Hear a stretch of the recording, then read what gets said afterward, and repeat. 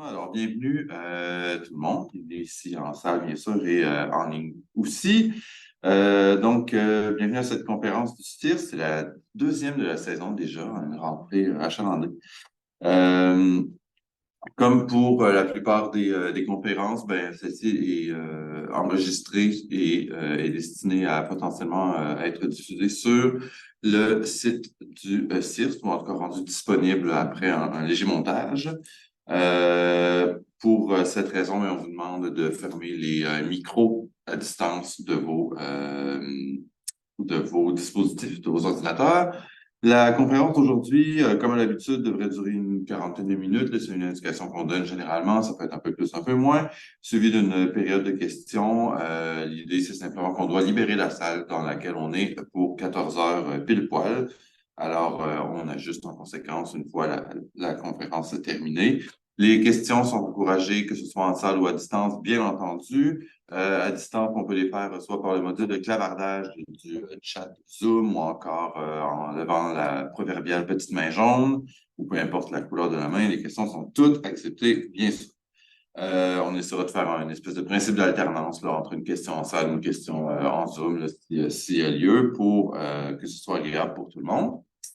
Alors voilà les informations de base pratico-pratiques. Notre invité d'aujourd'hui, il s'agit de Grégoire Winterstein, qui est professeur en sémantique et linguistique informatique au département de linguistique d'ici, à l'UQAM. Ses recherches principales concernent donc le phénomène de l'argumentation dans la langue et ses manifestations linguistiques. Là, on me dira que c'est pas une très belle phrase, j'ai pris des notes de façon pas la bonne façon. Donc, il traite ces questions-là du point de vue formel, expérimental, computationnel. Il y aura l'occasion de nous en dire un peu plus là-dessus. D'autres recherches s'intéressent à la sémantique et à la pragmatique des langues d'Asie orientale, notamment le cantonais. Bon. Le titre de la conférence d'aujourd'hui, Les cybersophistes, les grands modèles de la langue à la lumière des théories de l'argumentation. Donc, je vous laisse aller pour une quarantaine de minutes. Très bien. Merci beaucoup. Merci à vous. Merci de me donner la chance de présenter mes travaux. Alors, ne sachant pas trop à qui j'allais avoir affaire, des linguistes qui ont l'habitude d'entendre mes élucubrations, mais aussi d'autres gens que je connais moins, je vais vous faire un exposé assez général sur le genre de phénomène qui m'intéresse, en lien avec donc les grands modèles de langue. C'est l'occasion enfin d'utiliser le préfixe cyber dans un exposé professionnel, ce que j'attends depuis facilement 20 ans. C'est un but que j'ai enfin atteint. Ça se voit très mal. C'est l'aperçu de la présentation d'aujourd'hui. Donc, je vais vous parler de modèles de langue. Qu'est-ce que j'entends par grand modèle de langue, de notions de sens linguistique. On va parler un tout petit peu de la vérité. Et après, j'enchaînerai sur la théorie de l'argumentation dans la langue, qui est une théorie linguistique particulière et dans laquelle j'ai tendance à travailler, pour ensuite vous présenter un certain nombre d'expériences qu'on a faites avec des étudiants de mon groupe de recherche en lien avec l'argumentation et les grands modèles de langue, et puis un certain nombre de conclusions. Donc, les grands modèles de langue, les GML, ce sont, pour ceux ou celles qui ne les connaissent pas, des modèles informatiques qui visent à faire quoi? Qui visent à fournir des représentations d'expressions du langage naturel. Donc, des expressions du langage naturel, ça va être des mots que je mets entre guillemets parce qu'entre linguistes, on n'aime pas trop cette expression-là. C'est très chargé. Gens qui pensent que les mots n'existent pas. Des phrases, c'est un petit peu moins problématique. Des discours, ça, tout le monde s'accorde à dire que ça existe. Donc, des expressions, aussi bien très larges que beaucoup plus petites. Et les grands modèles de langue, c'est typiquement des choses qui sont issues de techniques d'apprentissage automatique qui nous viennent de l'intelligence artificielle, où l'idée, c'est que pour fournir ces représentations, adaptées à représenter tout un tas de propriétés des expressions de langage naturel, on fait ça en laissant l'algorithme déterminer quelles sont les structures pertinentes qui vont donc émerger lors de l'apprentissage. Et pour que cette émergence ait lieu, on entraîne les modèles sur de très, très, très grands volumes de données. C'est par exemple le big data, dont vous avez peut-être entendu parler déjà. En termes d'application, ces modèles de langue, d'un point de vue pratique, ils sont utilisés tout un tas de choses. D'abord, il y a eu un certain nombre de problèmes de classification, donc déterminer si l'auteur d'un texte était satisfait, pas satisfait de l'iPhone qu'il venait d'acheter, ou bien est-ce qu'il est en colère, faire de l'analyse de sentiments, ce genre de choses. C'est évidemment des choses qu'on a utilisées pour faire de la traduction automatique. Et puis également pour, en ce moment c'est très, très visible, générer du texte. Vous avez sûrement entendu parler de ChatGPT, ou alors c'est que vous avez vécu dans une grotte ces derniers temps. Donc là aussi, c'est le genre de technologie qu'il y a derrière un produit comme ChatGPT. Et plus généralement, toute application informatique, du moment qu'elle implique le langage naturel, aujourd'hui, en 2023, on est quasi assuré d'avoir par derrière un grand modèle de langue, c'est-à-dire quelque chose qui va fournir des représentations d'éléments linguistiques, et puis ces représentations-là, ensuite, on va les manipuler pour régler un problème particulier. Et les grands modèles de langue, ils sont intéressants parce qu'ils ont des performances qui sont remarquables, et puis aussi remarquables que décriées. C'est-à-dire que, et c'est particulièrement saillant avec ChatGPT, ça a l'air très, très, très bien fait. C'est-à-dire que les productions de ces modèles-là paraissent très naturelles, beaucoup plus naturelles que tout ce qu'on aurait pu avoir par un certain nombre d'autres méthodes. Par exemple, des méthodes basées sur des approches symboliques du langage, inspirées de travaux assez traditionnels en linguistique théorique. Donc, on a des choses qui marchent très bien, mais on a aussi un certain nombre de gens qui vont dire mais il y a des gros problèmes qui, en fait, sont amplifiés par la qualité apparente des résultats. Donc, un premier problème, c'est que ces modèles, ils ont tendance à halluciner. C'est comme ça que c'est régulièrement décrit, c'est-à-dire qu'ils vont dire des choses qui sont fausses, ou qui sont en tout cas qui ne correspondent pas à ce qu'on pense être vrai. Ça, c'est une première chose, c'est des modèles qui donnent des informations incorrectes, mais c'est aussi des modèles qui sont incohérents avec eux-mêmes, c'est-à-dire qu'ils vont vous dire une chose à un moment dans leur discours, et puis 3-4 phrases plus tard, ils vont se contredire eux-mêmes. Ils ont peu ou pas d'intérêt à raconter des choses vraies. Donc ça, c'est une première chose qui est souvent pointée du doigt comme un souci avec ces modèles-là. Puis, un autre souci épistémologique, c'est que la façon dont ces modèles fonctionnent, la façon dont ils sont entraînés, est en rupture avec beaucoup de travaux en linguistique théorique. Et donc, forcément, il y a un certain nombre de critiques qui émanent de ça en disant, et on va aller voir, ces modèles-là, ils ont l'air de maîtriser le langage naturel, mais en fait, ils ne font pas du tout ça. Donc, de manière un peu plus précise, qu'est-ce qu'ils font les modèles de langue? C'est pas GLM, c'est GML, en fait. Excusez-moi. Les grands linguistiquement. Anyway. Ils représentent une forme, généralement, d'apprentissage statistique. C'est une approche qui est pas nouvelle, et c'est une approche qui est discutée depuis longtemps en linguistique. C'est-à-dire que les linguistes théoriciens sont au courant qu'on peut apprendre sur la base de l'inférence des régularités statistiques sur des grands corpus, sur des grands volumes de données. Et il y a un certain Noam Chomsky qui est assez célèbre parmi les linguistes, et ça fait plus de 65 ans, donc pas loin de 70 ans maintenant, que régulièrement écrit des nouveaux papiers, des nouveaux articles pour expliquer que les approches statistiques du langage n'ont rien en commun avec la compétence linguistique et rien à nous apprendre à ce sujet. Donc, a commencé avec ses premiers travaux, donc son livre de 57, il y a déjà des arguments contre les approches statistiques, en disant qu'ils ne sont pas capables d'inférer les régularités dont on a besoin, parce que les événements nécessaires sont trop rares. Après, il a été obligé de réviser sa position, parce qu'en fait, on a montré que les modèles statistiques étaient capables d'apprendre les régularités qui pointaient du doigt. Donc, jusque cette année, là, au printemps, il a signé un article dans le New York Times où il expliquait une fois de plus que GPT n'avait rien à voir avec le langage humain, qu'on n'avait pas besoin de s'en occuper en tant que linguiste, qu'on n'avait rien à en apprendre. Donc, il y a cette école-là.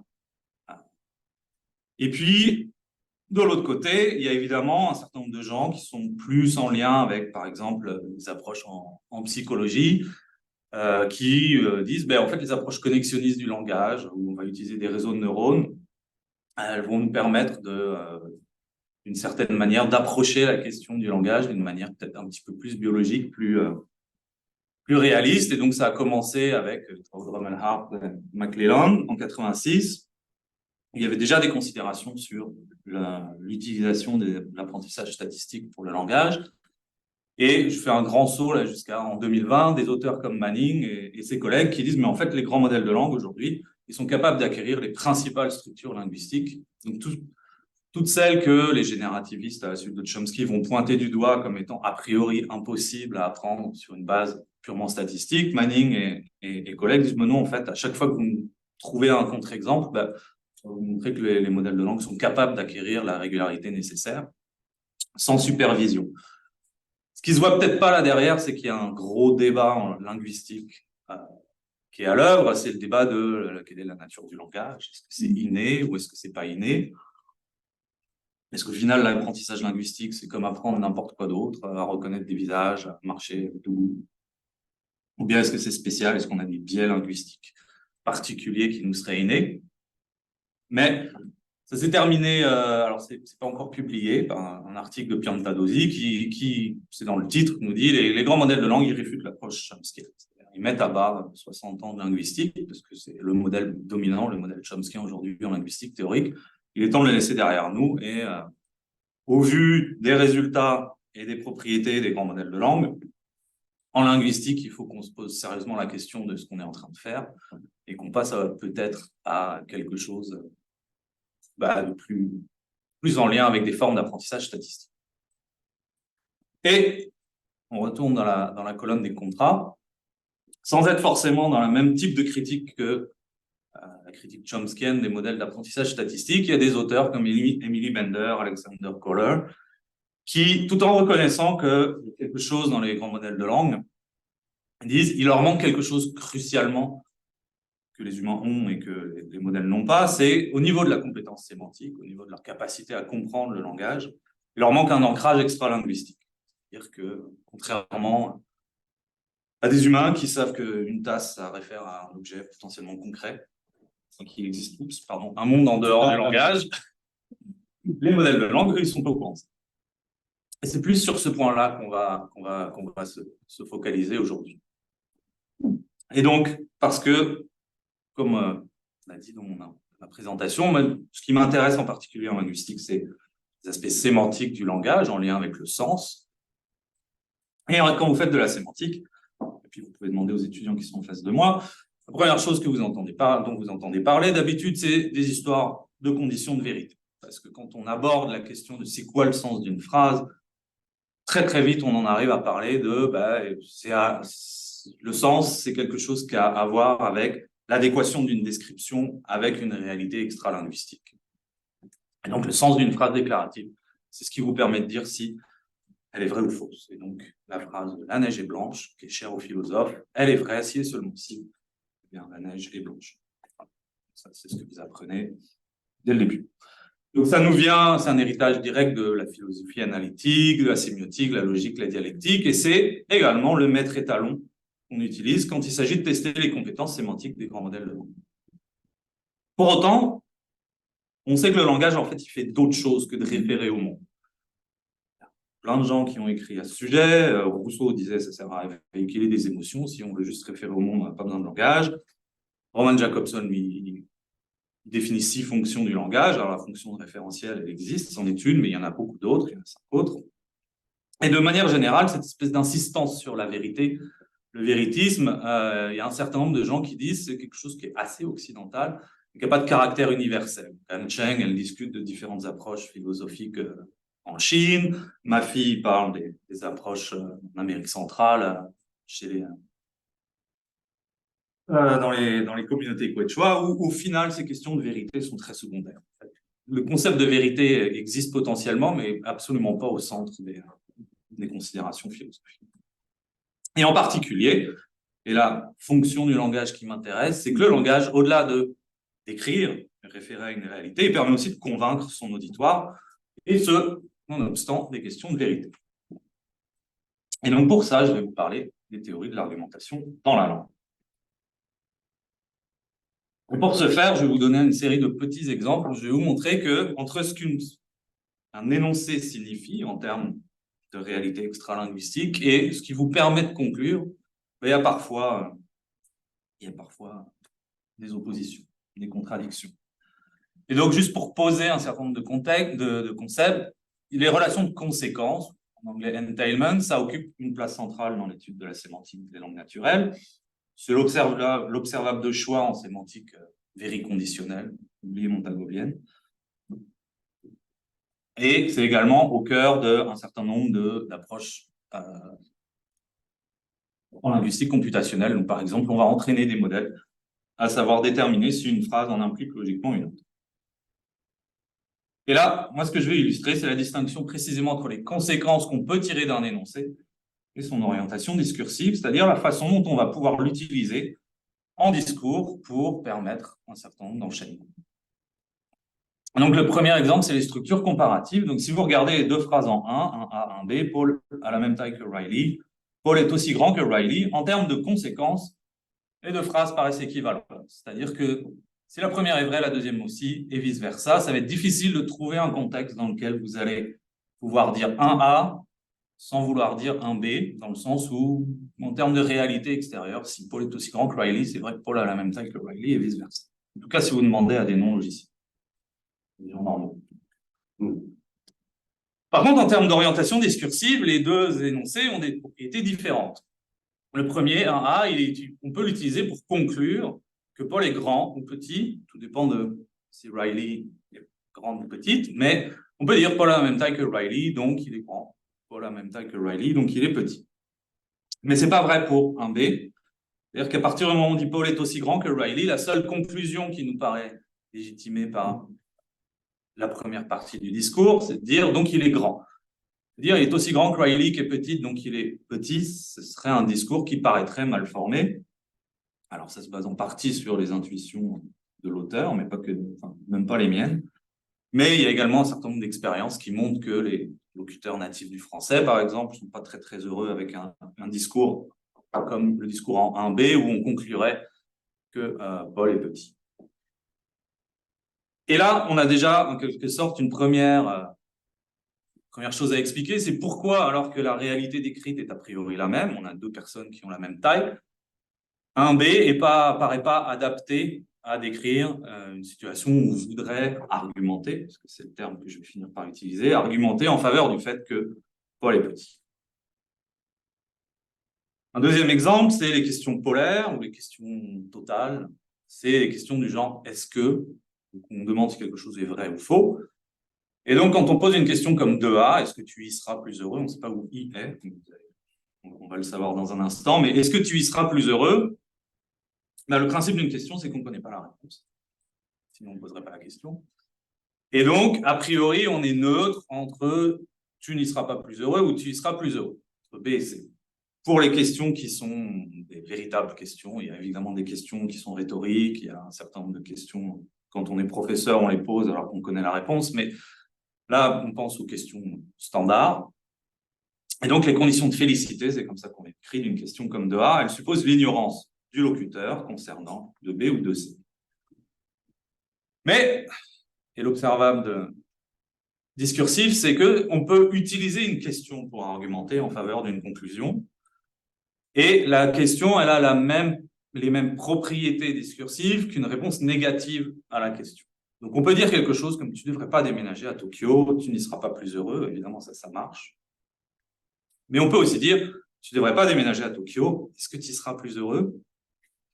Et le locuteur d'un discours comme ça, il peut effectivement être ignorant concernant la réponse à « est-ce que tu y seras plus heureux ?» Mais le simple fait de poser la question, au point de vue discursif, argumentatif, ça fonctionne comme si la personne avait affirmé, donné une réponse négative à la question. Alors qu'évidemment, tu ne devrais pas déménager à Tokyo, tu y seras plus heureux, ça paraît dissonant parce que si on est plus heureux à un endroit, c'est a priori une raison pour y aller. Et donc, un élément comme 2A qui, a priori, sémantiquement, nous indique que le locuteur ne sait pas si c'est 2B ou 2C qui est la vérité, va quand même nous permettre, en termes d'enchaînement discursif, de fonctionner comme si le locuteur avait dit 2B. Troisième exemple, favori. Alors, à chaque fois, c'est un peu dangereux parce qu'au Québec, l'expression « à peine » n'est pas exactement utilisée comme en France. Je viens de France, donc ce ne serait pas évident par mon accent, mais je pense que ça devrait aller sur cet exemple-là. Donc, j'ai fini ma bière.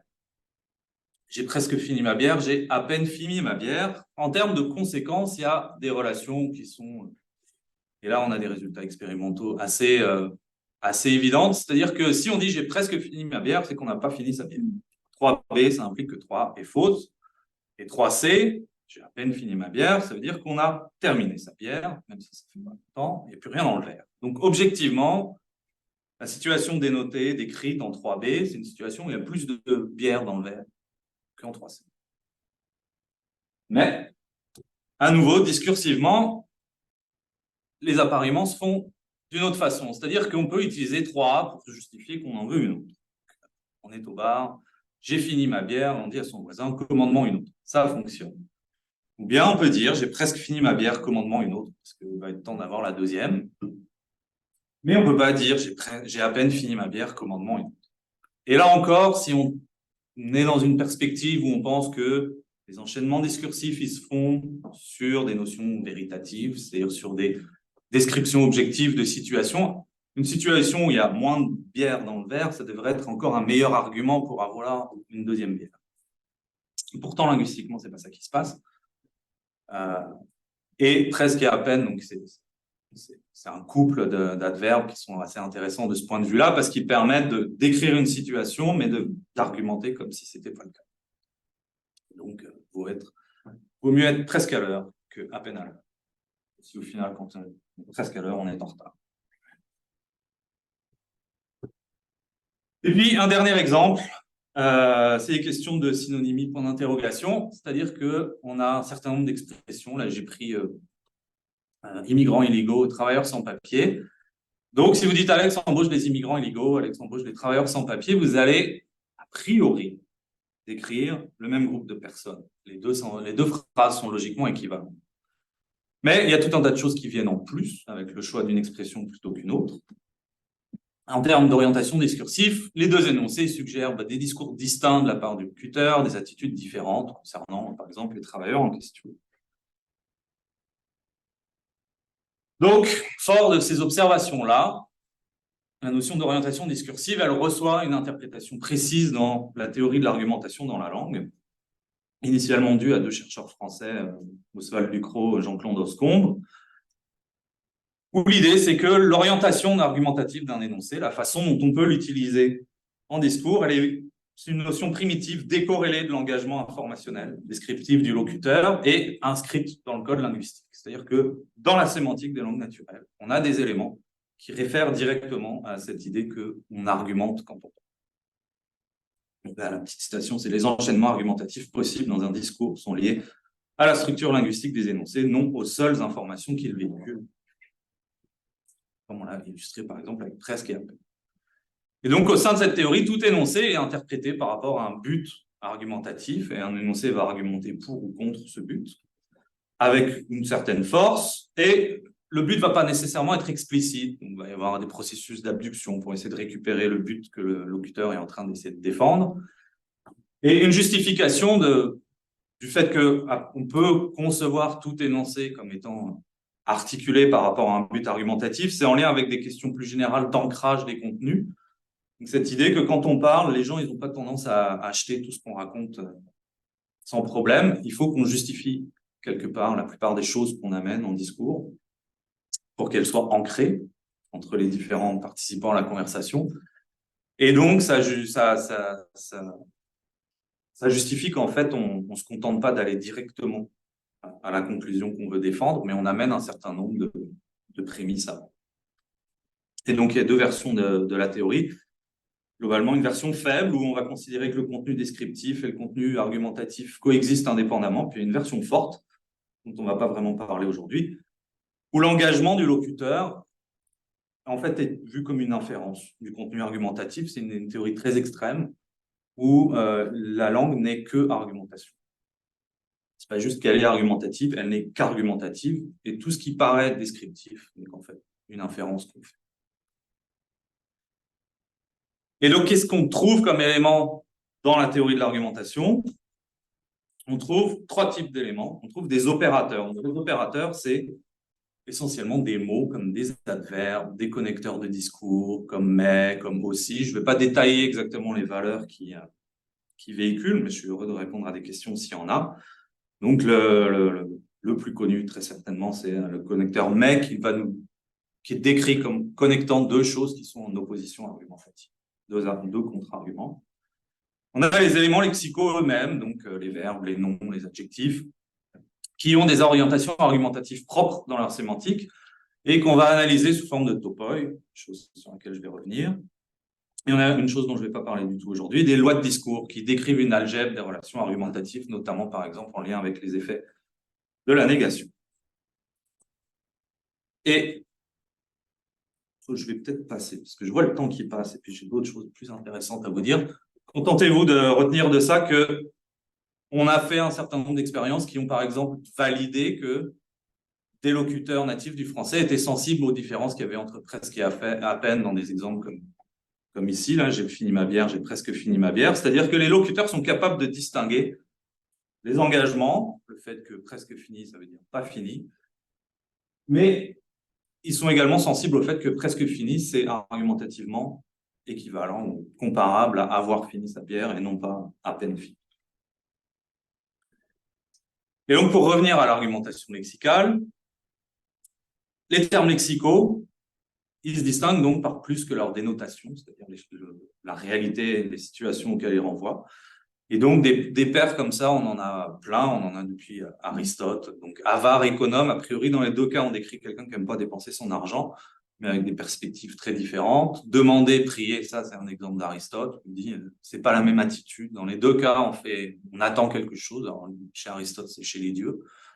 Mais dans un cas, on a plus d'humilité que dans l'autre, peut-être. En tout cas, le locuteur prend une position différente s'il utilise demander ou prier. Ou bien immigrant illégal, travailleur sans papier. La distinction usuelle, c'est que les différences entre ces items-là, c'est des différences de connotation.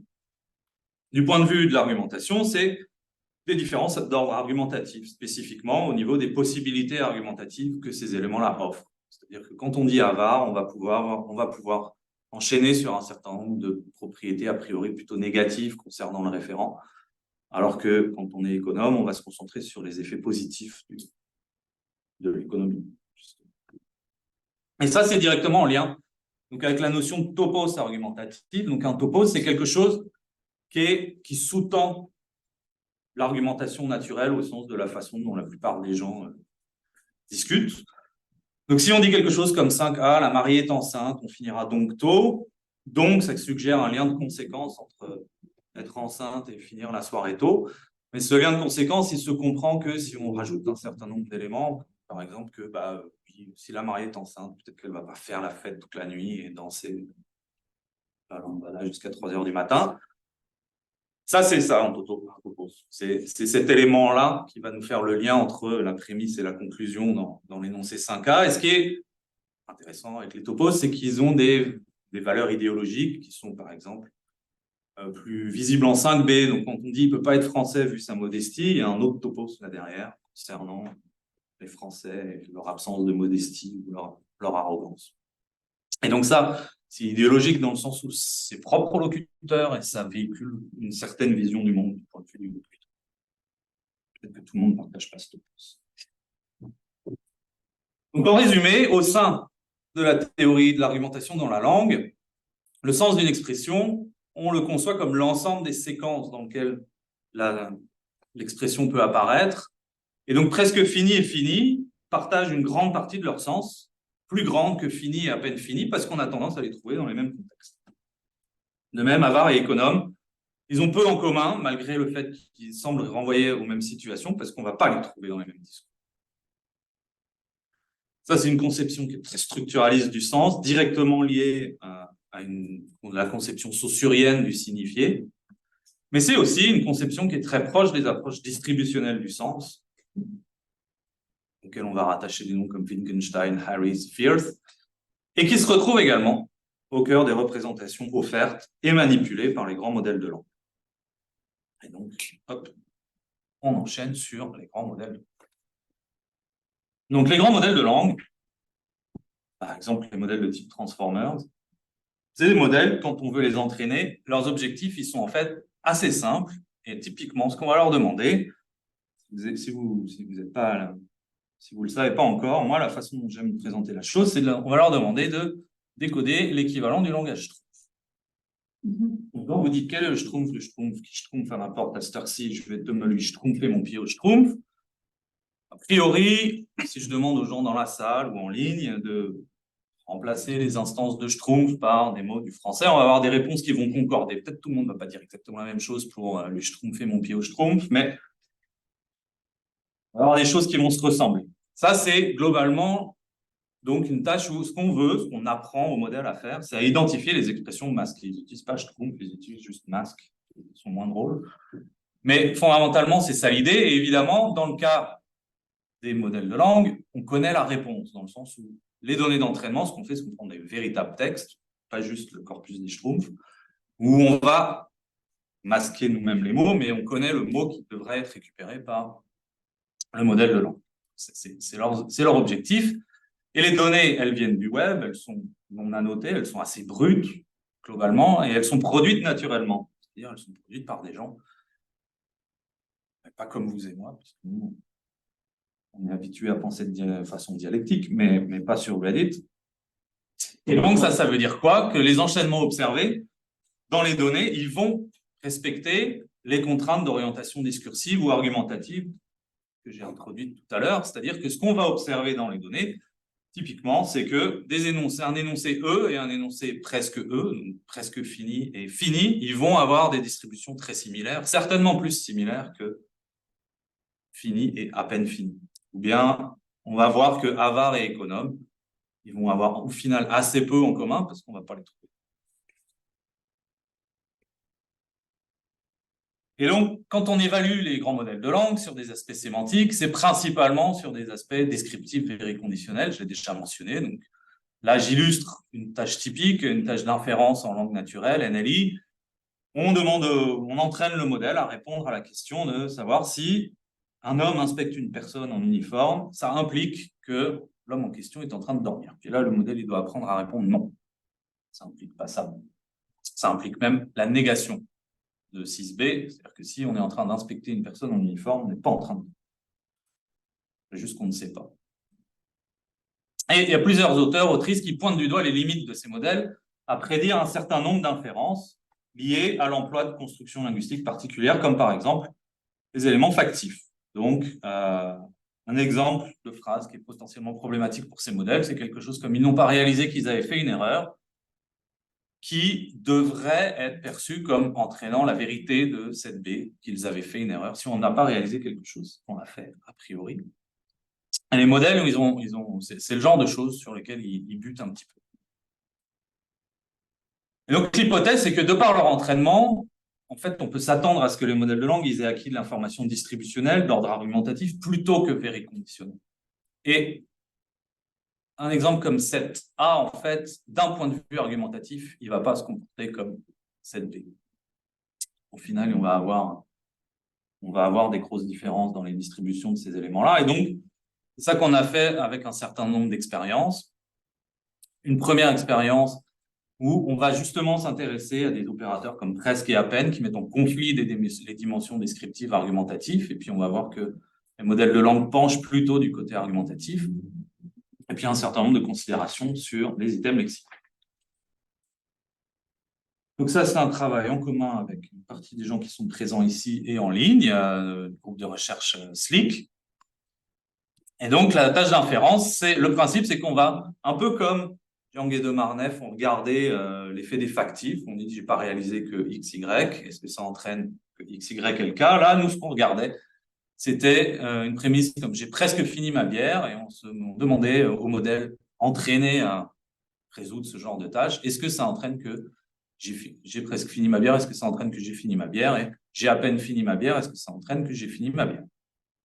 Et l'idée, c'est que si le modèle est sensible vraiment aux instructions descriptives et logiques, il devrait répondre non dans le premier cas et oui dans le deuxième. Mais si les informations argumentatives sont plus proéminentes dans ces représentations, on devrait avoir le résultat inverse. Et donc, pour faire ça, on n'est pas allé le faire sur le « j'ai presque fini ma bière ».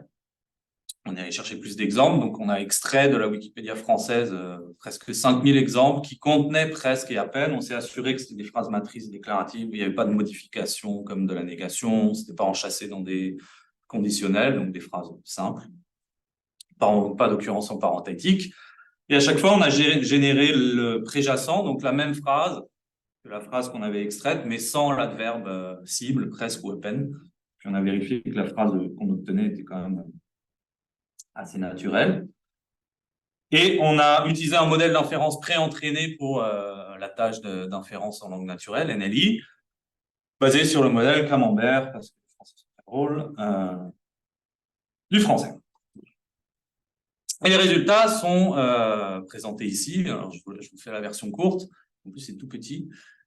Donc, ici, c'est les résultats pour presque. Et donc, plus on est haut, chaque point, c'est un exemple. C'est le résultat du modèle sur un exemple. Et la hauteur représente la probabilité que, dans cette colonne, presque X implique X. Presque fini, est-ce que ça implique fini? Et on voit que dans la quasi-totalité des cas, le modèle prédit bien une inférence entre presque X et la phrase sans presque.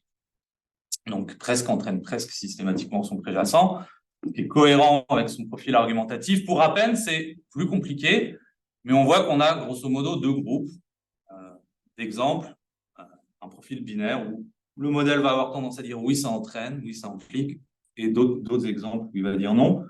On a des explications, mais pour des raisons de temps, je ne vais pas m'apesantir dessus. Posez-moi la question si vous voulez pendant la séance de questions-réponses. Je vais passer sur la tâche de perplexité parce que je vois que le temps tourne. Je m'étais dit que j'allais avoir beaucoup trop de temps, mais évidemment, ce n'est pas le cas. Et je vais enchaîner sur les aspects en lien avec l'argumentation lexicale. Donc, comme au niveau phrastique, on va s'attendre à ce que les modèles de langue soient sensibles aux possibilités argumentatives des éléments lexicaux. C'est des choses qui ont déjà été suggérées par des travaux sur ce qu'on appelle les plongements lexicaux et les biais, donc le fait que un certain nombre d'outils qui existaient un peu avant les modèles comme ceux dont je suis en train de parler, ils étaient déjà sexistes, racistes et tout ce que vous voulez. Donc le fait qu'ils avaient intégré un certain nombre d'informations qu'on n'aimerait pas qu'ils intègrent, dans le sens où elles ne sont pas directement en lien avec leur dénotation. Et donc là, je vais vous parler de deux travaux. Une partie, c'est les travaux de Herc et Kronis, sur les représentations associées à certains items en contexte. Puis, une deuxième chose qui est vraiment juste en train de se mettre en place, c'est d'évaluer la capacité des modèles de langue à identifier les topoi à l'œuvre, mesurer qu'est-ce que ça nous dit sur l'ancrage lexical des topoi. Donc, l'objectif de Herc et Kronis, dans leurs travaux, c'est de regarder les représentations lexicales, donc de mots, typiquement des noms, ou certains verbes, offertes par les modèles de langue. Ce qu'elles ont fait, c'est qu'elles ont manuellement sélectionné un certain nombre de lemmes, donc des entrées dans des dictionnaires, et elles les ont sélectionnées avec un certain nombre de critères. Un des critères, c'est qu'elles ont regardé des éléments qui appartiennent à 3 plages différentes de polysémie mesurées dans WordNet. Donc, il va y avoir un certain nombre de termes qui ont peu de sens, un ou deux sens, puis d'autres termes qui sont très polysémiques dans le sens où ils peuvent référer à beaucoup de choses. Il y a plusieurs entrées dans le dictionnaire, beaucoup d'entrées dans le dictionnaire. Puis elles se sont assurées que les lemmes étaient suffisamment fréquents dans le corpus qu'elles allaient étudier. Et ce qu'elles ont fait, c'est qu'elles ont ensuite extrait des phrases qui contenaient des instances de ces lemmes-là, de ces mots, et elles les ont regroupées, elles ont automatiquement regroupé les représentations fournies pour ces tokens, pour ces instances-là, par BERT, qui est un modèle de langue particulier. Et donc, les exemples venaient du British National Corpus. Et ce qu'elles ont fait ensuite, c'est qu'elles ont regardé les regroupements, les clusters qu'elles ont obtenus, et elles en ont fait une observation, une description qualitative, et elles ont comparé avec les sens qui étaient répertoriés dans WordNet, qui est donc un dictionnaire électronique particulièrement populaire. Et donc, en termes d'exemple, pour le mot fire, en anglais, elles ont trouvé 5 clusters.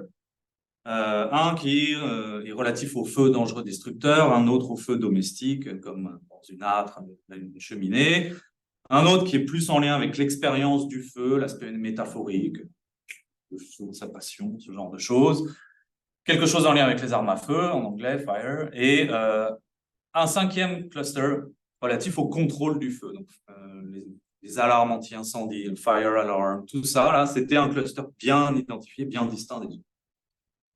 Et pour train, donc train, le véhicule, pas le verbe, elles ont là aussi trouvé 3 regroupements, beaucoup plus que dans WordNet, où il n'y en avait qu'un, qui sont corrélés avec des patrons syntaxiques distincts. Et donc, il y a le train comme un contenant, donc, qui apparaît avec des prépositions comme in ou on. Le train comme un objet en mouvement, où il va plutôt être en position au sujet de la phrase. Et puis, le train comme un mode de connexion entre 2 points, le train de Glasgow à Londres, par exemple. Où là, le train va plutôt être en position objet avec un sujet. Et donc, le résumé, c'est que les représentations qu'elles ont trouvées, elles se regroupent autour d'histoires, c'est comme ça qu'elles les appellent, les stories, dans lesquelles on peut rencontrer les concepts en jeu qui nous intéressent, et que ces regroupements, ils recoupent très imparfaitement les découpages de sens lexicographiques qu'on va retrouver dans les dictionnaires. Le feu, comme le feu domestiqué, lui, effectivement, on va le retrouver dans le dictionnaire, mais le feu comme quelque chose que veut empêcher ou prévenir, celui-là, on ne le retrouve pas. Et donc, leur argument, c'est que les sens des unités lexicaux sont distingués sur la base des perspectives qu'on peut avoir sur le concept associé et pas sur juste le type de réalité qu'ils décrivent. Et ça donne une base concrète à la notion de topos. Et ça, c'est du travail à venir, puisque j'en ai discuté avec une des autrices, puis on a décidé de poursuivre dans cette direction ensemble. Et puis, donc, assez rapidement, là, au nouveau, sur ce point-là, du travail qui vient de commencer, on travaille sur un dataset, un ensemble de données où l'idée, c'est d'aller identifier le topos à l'œuvre derrière un argument, donc du genre Miss America est bon pour les femmes, parce que Miss America donne des bourses d'études aux gagnantes, et le système doit déterminer entre 10C et 10D lequel des deux est a priori le topos le plus probablement à l'œuvre. Est-ce que c'est parce que les bourses d'études donnent une chance de poursuivre des études supérieures ou parce qu'elles empêchent les femmes de rester à la maison? C'est dans le dataset, j'ai traduit. Et donc, l'idée, c'est qu'il faut que le système identifie le premier topos, comme a priori celui qui est en derrière l'argumentation AB. Et ce qu'on veut faire, c'est perturber les modèles en modifiant le contenu lexical de l'argument, c'est-à-dire en remplaçant un certain nombre de termes. Alors, soit en utilisant des modèles automatiques de paraphrase, ou ce qu'on va demander, parce que ça existe, par exemple, ChatGPT le fait, on va demander, enfin GPT, au modèle de nous fournir une paraphrase de l'hypothèse, une paraphrase de la prémisse, et voir si ça affecte ou non les capacités du système à retrouver le topos à l'œuvre. Ou bien on va faire ça semi-manuellement en allant chercher des synonymes sur la base de ressources comme WordNet, des ressources qui sont très orientées sur des aspects descriptifs. Et ça vise à tester l'hypothèse que les topoi sont lexicalement ancrés. C'est-à-dire que ce qui est en jeu dans les topoi, dans un raisonnement, c'est quelque chose qui est en lien avec les éléments lexicaux et pas des concepts extra-linguistiques. Conclusion, l'approche argumentative, elle permet d'éclairer les performances des modèles de langue au niveau théorique, parce que le processus d'entraînement des modèles de langue, il reflète la nature distributionnelle des contenus argumentatifs. Au niveau pratique, parce qu'on peut utiliser les représentations de ces modèles pour étudier et capturer des régularités argumentatives, et puis ça a un certain nombre d'implications pour la linguistique computationnelle, la linguistique théorique, mais aussi sur les applications des modèles au quotidien. Du point de vue computationnel, ça a des implications sur la nature des données. Quand on annote des données, par exemple, pour faire des tâches d'inférence, de raisonnement, il faut tenir compte du fait que il n'y a pas que la dimension descriptive dans la langue, et que donc peut-être ce qui se passe dans le commitment bank, ce corpus où on a observé que les modèles étaient par exemple pas très bons avec les constructions factives, c'est que peut-être ce qui se passe, c'est qu'il y a une dissociation entre le contenu argumentatif et le contenu descriptif. Et donc, il s'agirait en fait d'avoir des annotations plus riches où on annoterait les deux dimensions.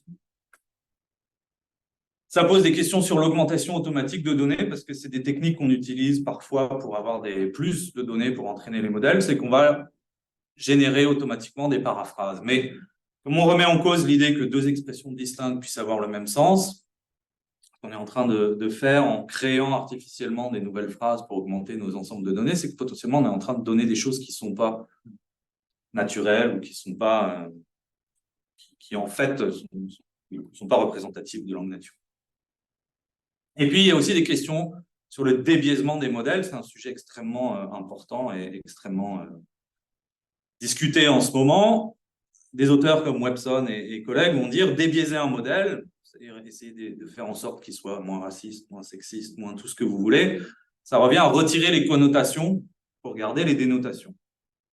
Mais si toute expression linguistique est connotée, et a priori, une des conclusions dont j'essaye de vous convaincre, retirer des biais, ça ne revient jamais qu'à en injecter de nouveaux. Socialement normés, mais pas moins problématique. Et donc ça, c'est Chronis qui travaille là-dessus en particulier. Elle dit, mais c'est un peu une illusion de vouloir débiaiser des modèles, parce que tout ce qu'on est en train de faire, c'est juste d'imposer une certaine norme sociale, et donc en fait de créer d'autres problèmes.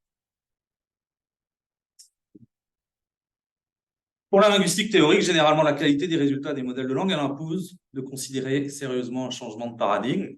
J'ai un ami philosophe qui était à une conférence, il me dit « vous avez de la chance en linguistique, parce que vous êtes à l'aube d'un changement de paradigme. » D'accord avec toi. Des gens qui le voient comme une chance, lui, il trouvait ça très excitant. C'est déjà le cas en morphosyntaxe, en acquisition du langage, où il y a beaucoup de gens qui réfléchissent à justement dévier des modèles générativistes chomskiens. En sémantique pragmatique, moins. C'est-à-dire que on reste quand même assez centré sur des histoires de conditions de vérité. Et dans de nombreux cas, ce n'est pas très grave, parce que heureusement, argumentation, description, ça va souvent de pair. C'est-à-dire que les cas où les deux dimensions sont orthogonales existent, mais ne sont pas forcément la norme. Mais donc, il y a un besoin d'élargir la perspective au vu de combien ces modèles-là sont efficaces et au vu du fait qu'a priori, une des raisons pour lesquelles ils sont efficaces, c'est pas parce qu'ils s'intéressent au contenu vériconditionnel, mais bien à autre chose. Il s'agit d'élargir la perspective dans le domaine. Au-delà d'aspects purement descriptifs, on a des super modèles pour le temps, l'aspect, la modalité, mais peut-être qu'il est temps d'avoir des modèles pour d'autres choses, et d'avoir d'autres théories, d'autres phénomènes. Il y a aussi une remise en cause de la distinction connotation-dénotation qui est très présente en sémantique théorique, en pragmatique. Et la conclusion, c'est que le sens argumentatif, ce n'est pas un citoyen de seconde zone ou une simple inférence, mais c'est constitutif du sens des expressions.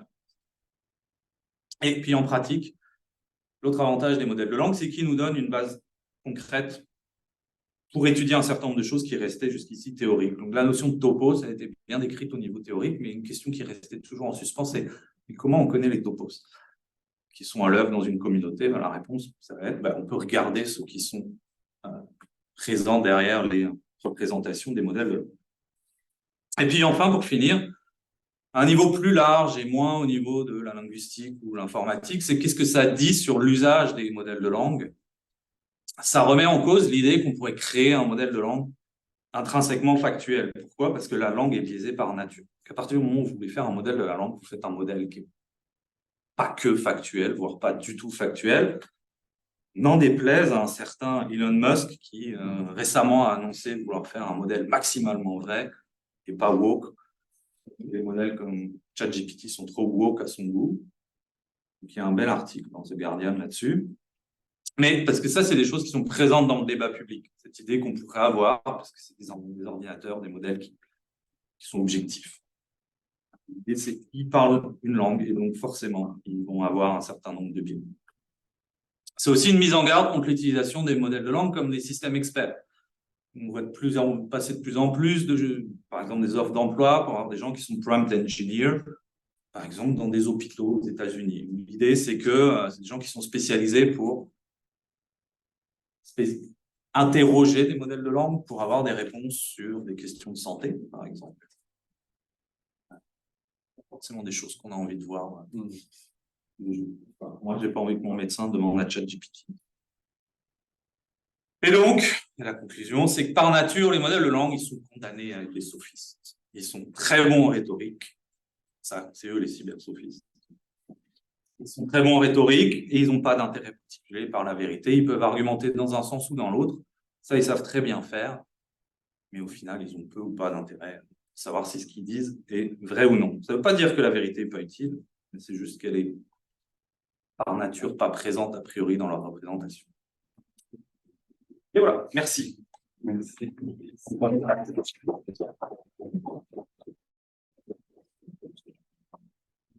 Merci beaucoup pour cette présentation. Hélène, je ne sais pas si tu veux, pour le bénéfice ou c'est peut-être toi, Grégoire, qui doit départager pour qu'on puisse voir les gens. Je ne sais pas qui doit le faire. Je pourrais les couper, mais par politesse. Ah, c'est bon. Mais là, on ne voit que nous. Hélène, tu es capable de mettre une belle galerie comme ça si les gens ouvrent leur caméra. Écoutez, puisque effectivement le temps file, sans plus tarder, j'aimerais ça ouvrir la discussion. Soit quelqu'un ici en salle qui aimerait se lancer avec une question ou j'attends une première question de la salle. Si elle ne vient pas, moi j'en ai une aussi. Une question ici, quelqu'un se lance. Contrairement aux apparences, je travaille dans le même département que moi, mais je ne sais pas très bien sur quoi ils travaillent. Alors, tu as l'occasion de découvrir. On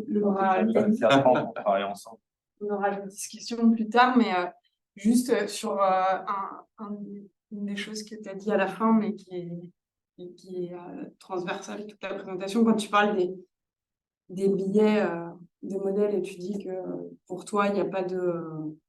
Voilà, et il s'agit de langue, donc on ne peut pas faire du factuel et on a nécessairement des biais. C'est quoi comment est-ce que...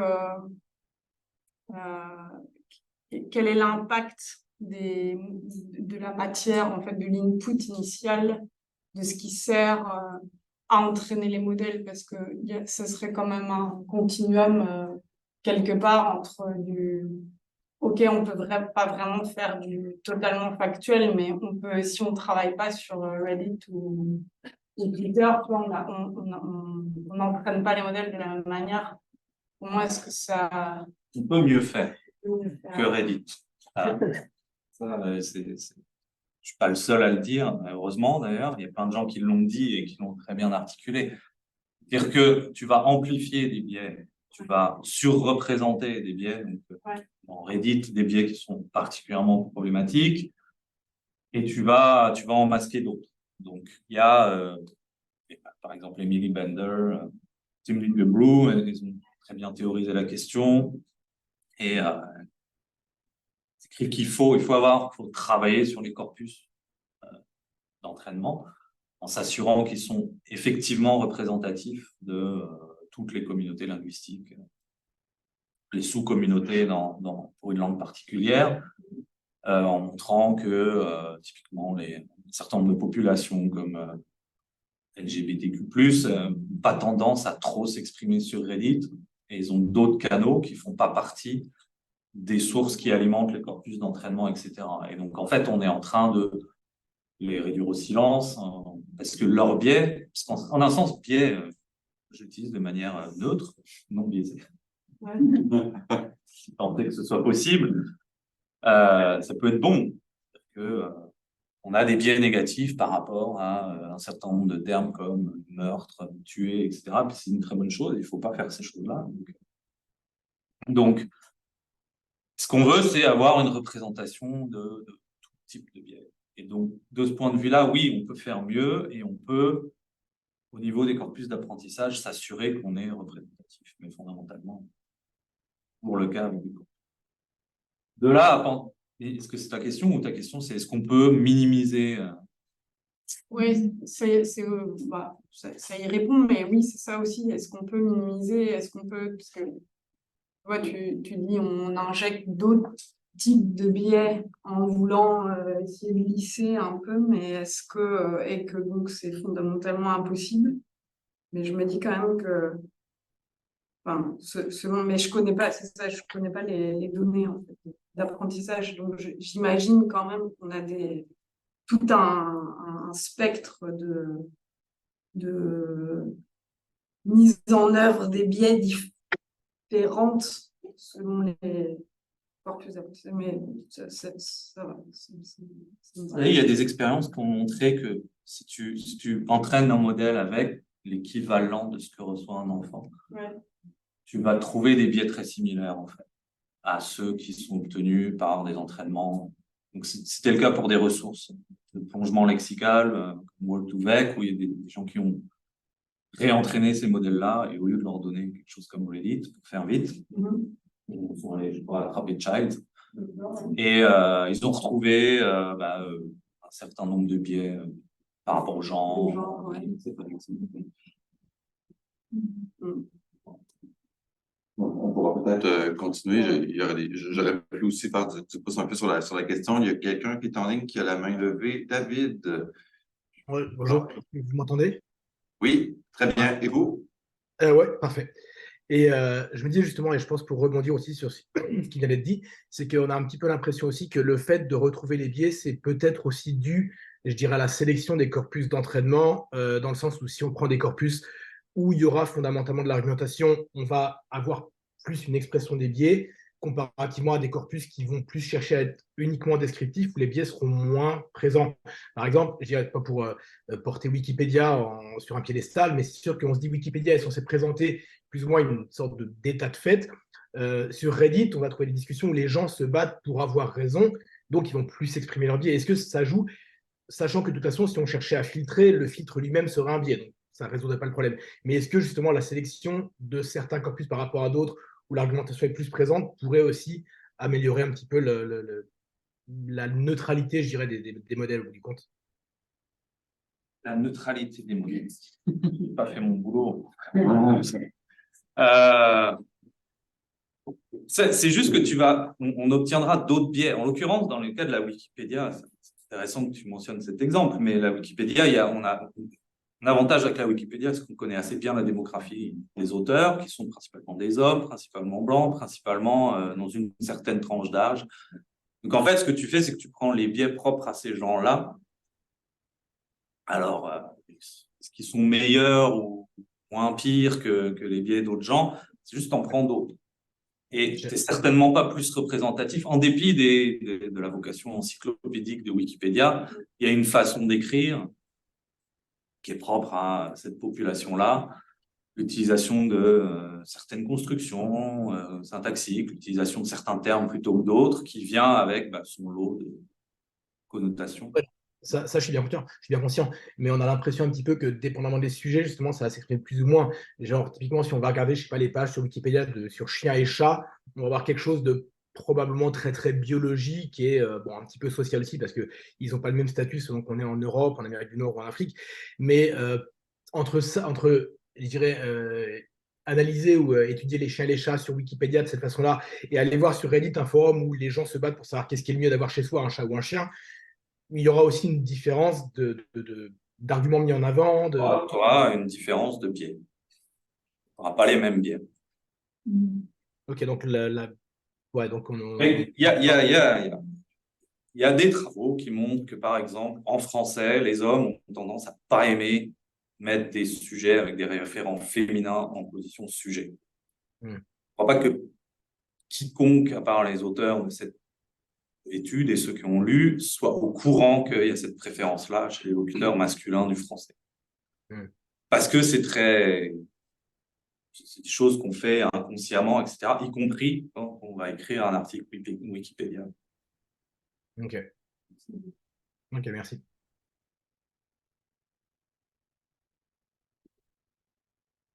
Quelqu'un d'autre ici ou en ligne? Moi, je peux peut-être. Oui, vas-y. Non, vas-y, t'en prie.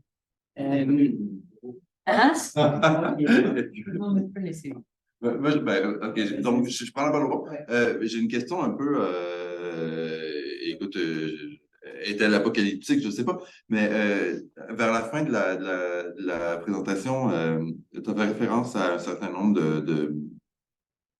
pas de réparation possible ou d'opérations possibles pour essayer de réorienter mieux certains modèles d'apprentissage. Peut-être que je me trompe complètement, mais bon, surtout dans un contexte où il est amené à produire lui-même des nouvelles phrases pour s'auto-alimenter. Puis, bon, il y avait un certain nombre de conséquences possibles de ça. Si il n'y a rien qui est fait avec un modèle qui continue à s'auto-alimenter avec les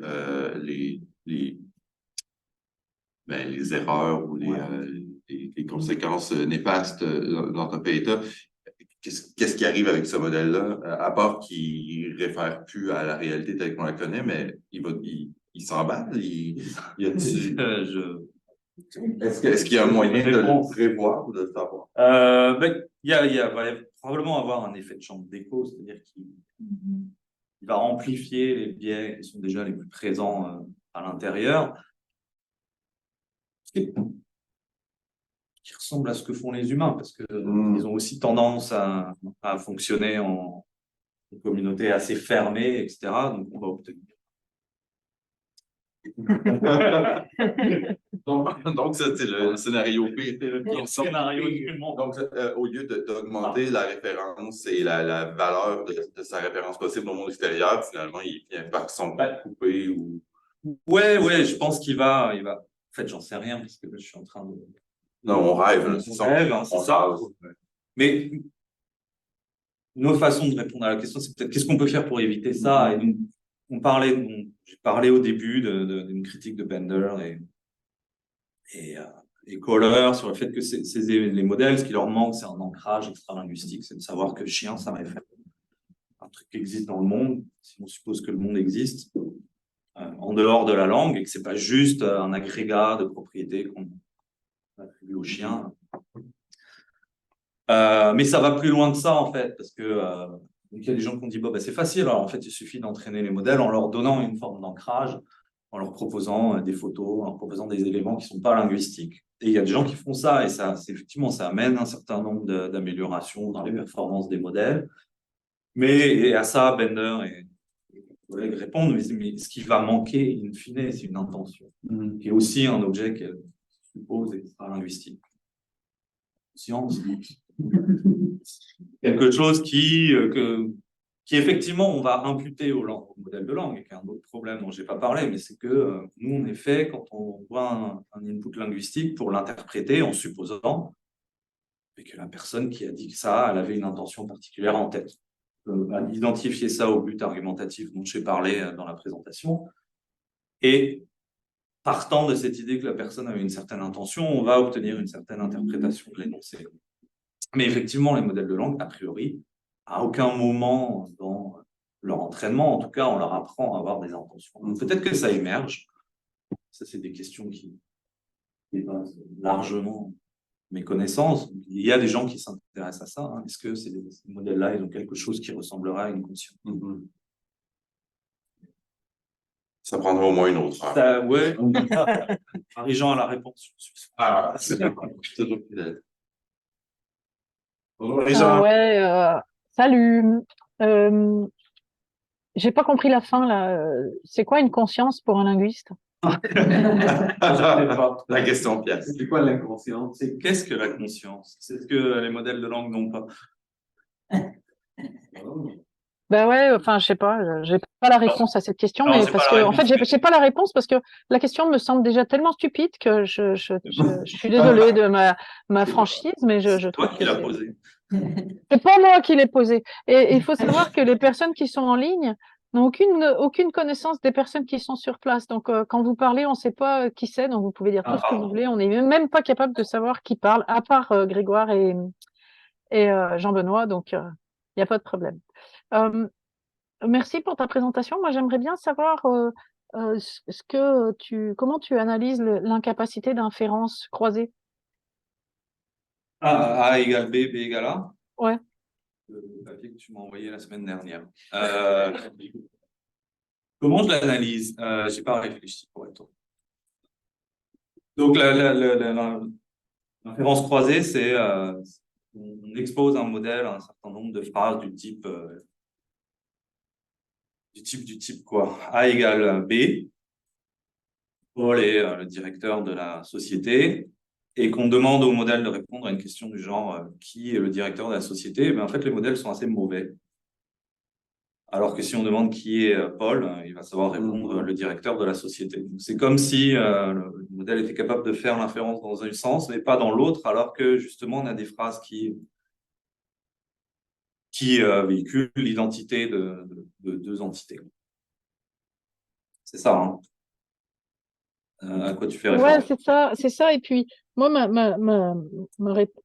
mon intuition, c'est que il y a un aspect, puisque c'est de toute façon des supports statistiques, il y a un aspect hautement fréquentiste, c'est-à-dire est-ce que c'est pas tout simplement parce que dans un cas, il y a une formulation, et c'est pour ça que je me tourne vers le linguiste, une formulation qui est beaucoup plus fréquente que l'autre, et donc il y a aucune compréhension de quoi que ce soit. On n'est pas dans du NLU, on n'est pas dans de la compréhension de quoi que ce soit. Donc le truc, il sait que, pour reprendre ton exemple, Paul, il fait un truc, mais il n'a aucune idée. Il n'y a aucune raison pour que le truc soit fait par Paul fasse partie de sa base de connaissances, on va dire. Est-ce que ça fait sens du point de vue linguistique?